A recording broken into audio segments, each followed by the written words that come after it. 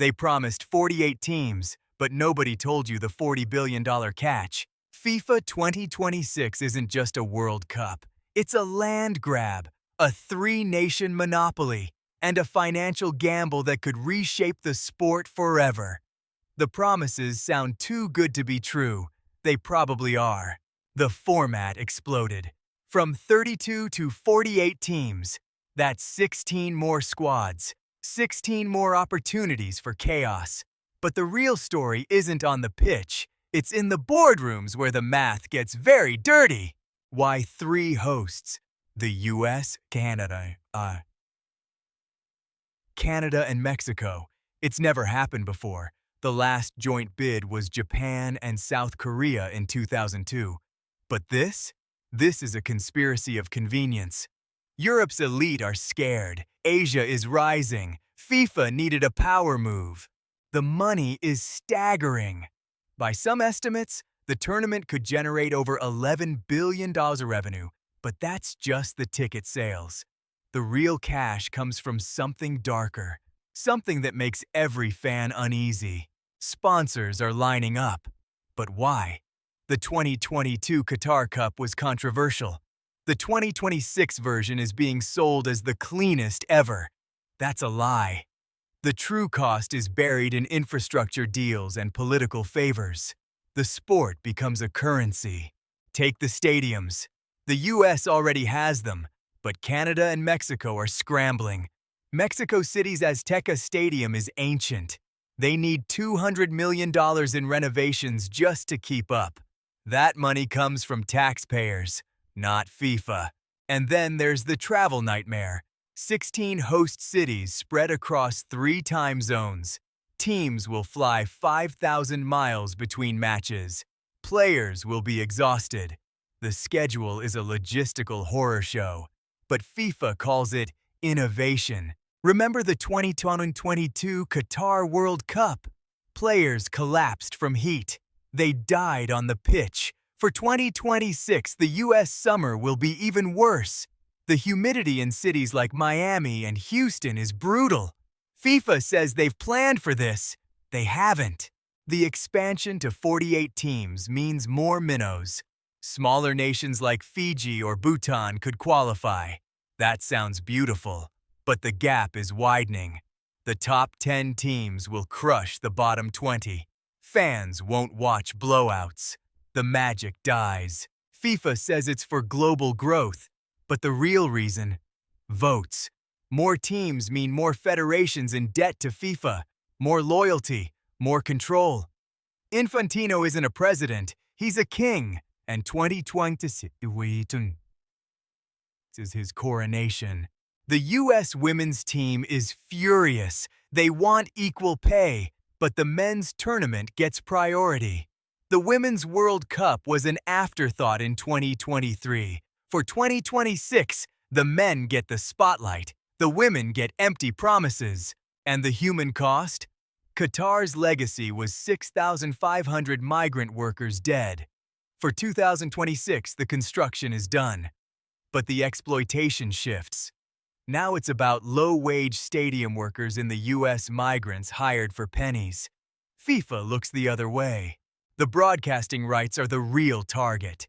FIFA sold them for billions. But they demand blackout rules. Fans won't be able to watch every match, only on pay-per-view. The sport becomes a luxury.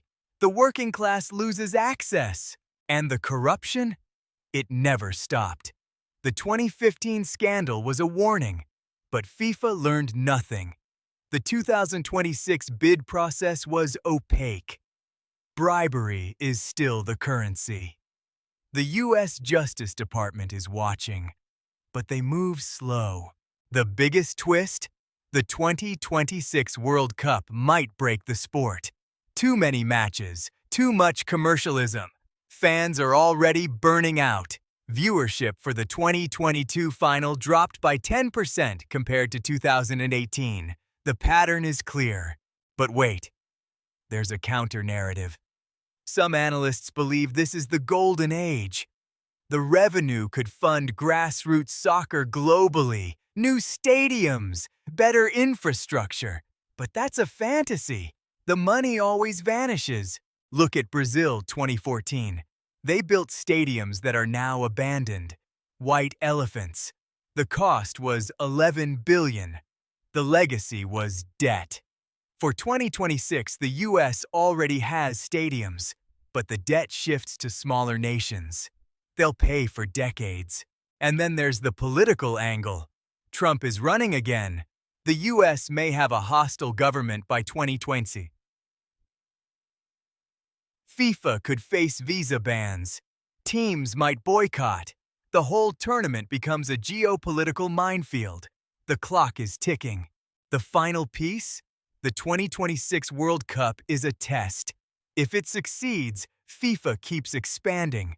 64 teams by 2034? Maybe.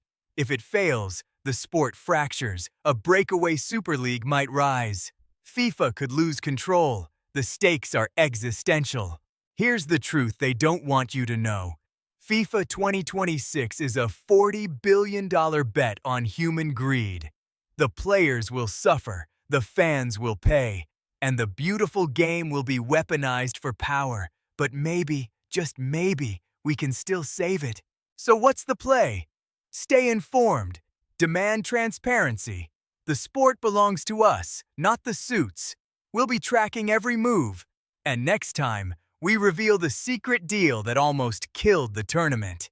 Don't miss it. Now here's the part they bury. The 2026 schedule is a logistical trap. Teams fly 3,000 miles between matches. No rest, no recovery. Players will burn out. The strong get stronger. The weak get weaker. FIFA calls it spectacle. Players call it chaos. The real winner? Airlines and hotels. But wait. There's a dark horse. Club owners are terrified. Their stars play 70 games a year. Now add a bloated World Cup. Injuries skyrocket. Contracts get risky. Insurance premiums explode. Some clubs might refuse to release players. The FIFA versus clubs war is about to ignite, and nobody is ready. Then there's the doping loophole. With 48 teams, testing gets diluted. More players, fewer tests per match. History shows big tournaments have blind spots. Remember the 1998 Tour de France? Exactly. FIFA says they're clean. But the infrastructure for 48 teams? It's a sieve. Performance enhancers could slip through. Now, the real kicker. The 2026 format creates a new elite. The top 16 teams get an extra rest day. Minnows play every 3 days. Fatigue decides matches, not skill. This is by design. FIFA wants big nations in the final. It's not fair. It's not sport. It's a business plan written in blood. And here's the twist nobody saw coming. The 2026 World Cup might not happen as planned. Legal challenges are mounting. Host cities are suing over costs. Grassroots groups are protesting. The US election could shake everything. If a new administration pulls support, the whole house of cards falls. Tick-tock. So here's the move. Subscribe now. Because next week, I reveal the secret document that shows FIFA's real plan for 2030. It's not about football, it's about control. And you won't believe who's behind it. Hit that button. Stay ahead. The whistle is about to